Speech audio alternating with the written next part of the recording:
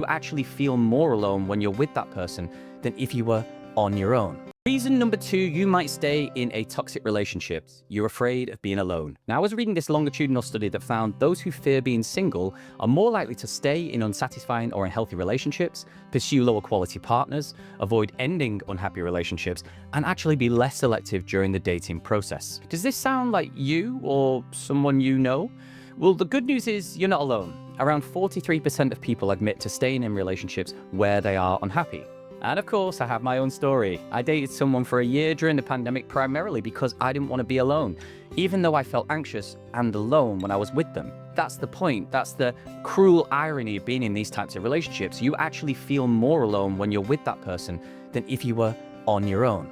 Now let's dig into why this is actually happening in our minds, because the fear of being single isn't just a preference, it's a psychological mechanism that hijacks your very decision-making. That fear of being alone tells you that you're unlovable or incomplete. And studies show that people with a high fear of being single experience intense anxiety at just the thought of not having a partner. Their brain starts sending signals that replicate the feeling of being in physical danger. So people like this, they stay put, they lower their standards to avoid this perceived threat of being alone. If this does sound like you, I want you to ask yourself, what version of your life are you postponing by staying?